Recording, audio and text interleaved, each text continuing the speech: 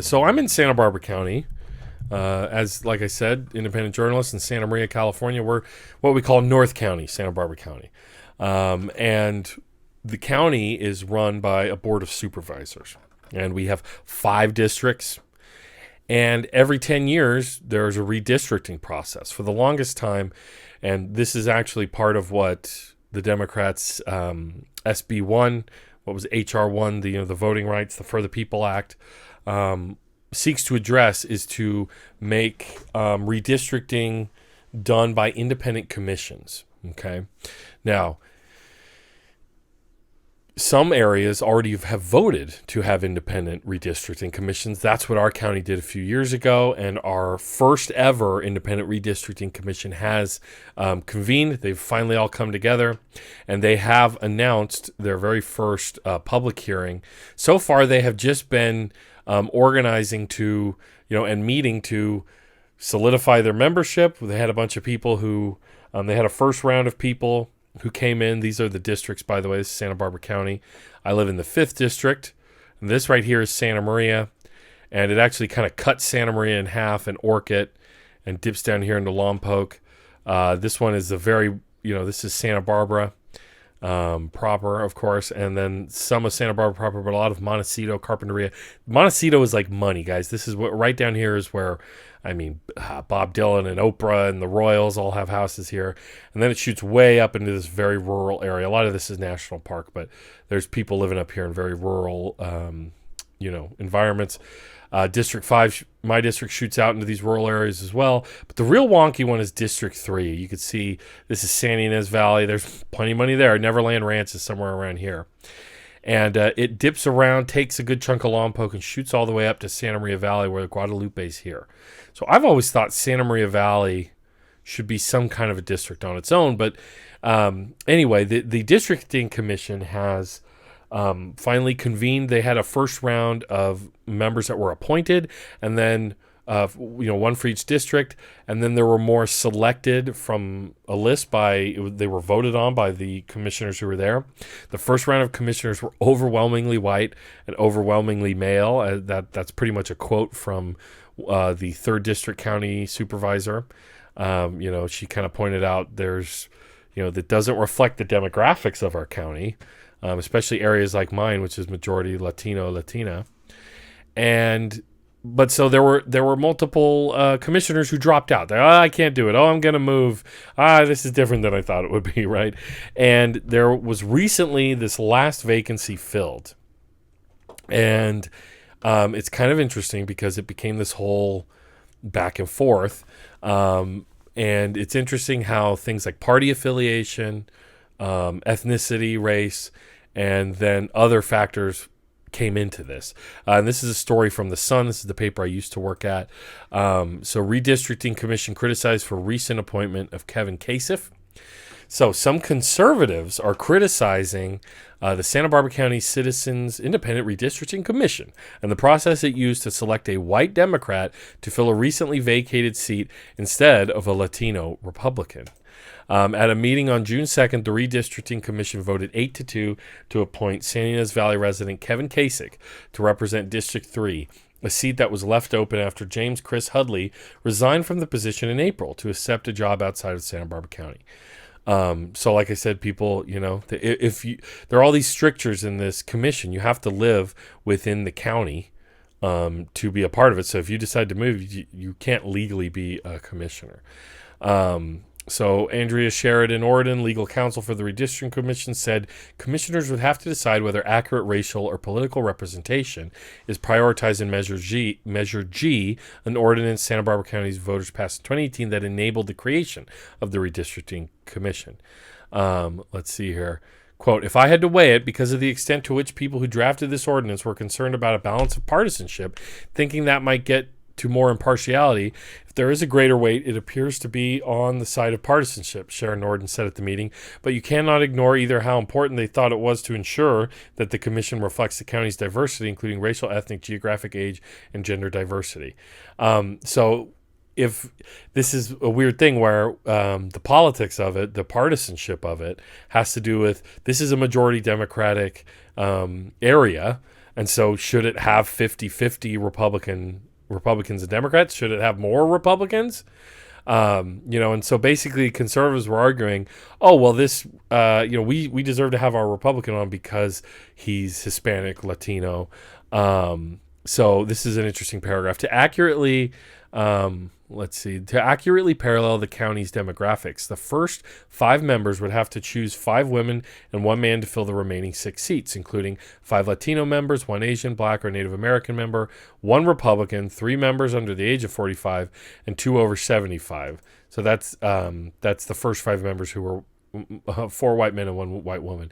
The Redistricting Commission initially ended up with just 1 Republican, only 2 Latinos, leading to a legal theft from the California Hispanic Chamber of Commerce in December 2020. So there have been multiple challenges. So guys, this is how these commissions, they're independent, but they're still very much influenced by partisanship. The Chamber of Commerce is generally a conservative institution. You have the Hispanic Chamber of Commerce.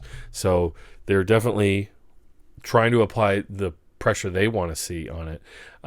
So let's see here. So this is where it gets interesting. The choice was ultimately between Lupe Alvarez, a Republican Latino from Guadalupe, and Kevin Kasich, a white Democrat from San Ynez Valley, Kevin Kasich. Commissioner Cheryl Trotsky, who voted against Kasich's appointment to the commission along with Commissioner Amanda Ochoa, said that while she understands the need for partisan balance, ethnic demographics should be prioritized. She also added that Kasich, who withdrew from consideration for the position in May, only to change his mind again just before the June meeting, might not be the most consistent applicant. She called Alvarez the only choice. How will this look, quote, how will this look to the Hispanic community if once again we overlook a qualified candidate that is Hispanic, that represents the North County, that speaks for people that don't have a voice, Trotsky said. And how are we going to get these people to be involved? How will they want to be involved when we yet again vote another white male to the commission? Now, Alvarez was the subject of a complaint from somebody, called in and made public comment and pointed out another story from the Sun, just from regular election coverage. This is why it's important to have local media reporting on your elections and paying attention. Listen to this. We have correspondence from Spencer Brandt on May 31st regarding a news article from the Santa Maria Sun quoting Lupe Alvarez as supporting a seated county supervisor. We have correspondence from Lata Merte on June 1st requesting Kevin Kasich be interviewed as a candidate for the 3rd district vacancy. So that was somebody who noticed this story, probably did some searches.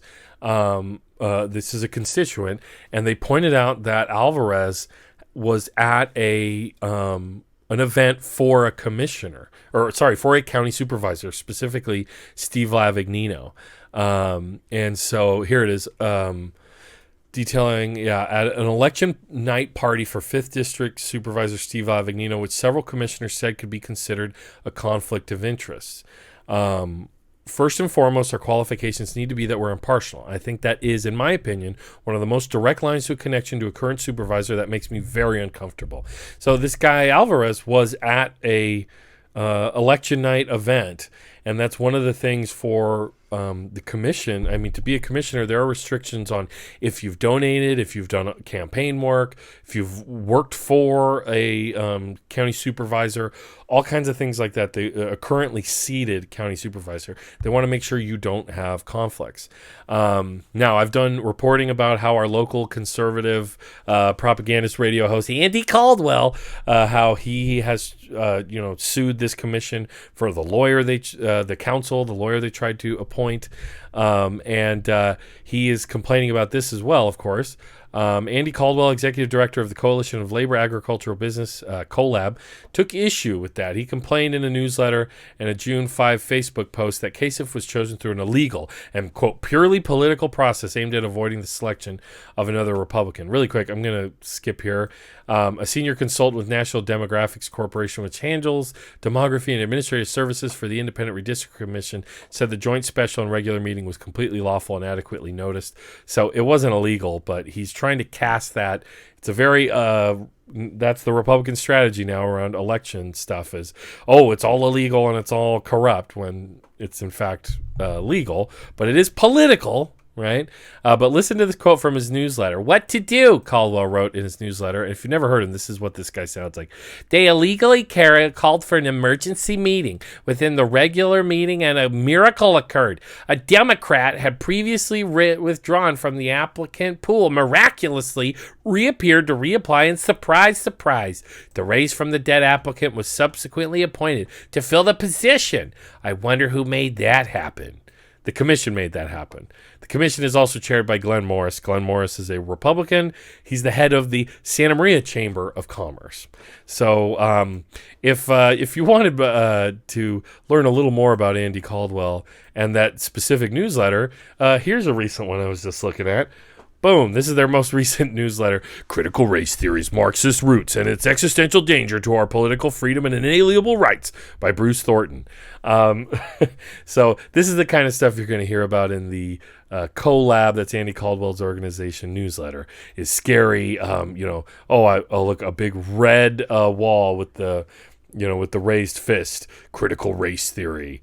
So I did a whole story about critical race theory last stream.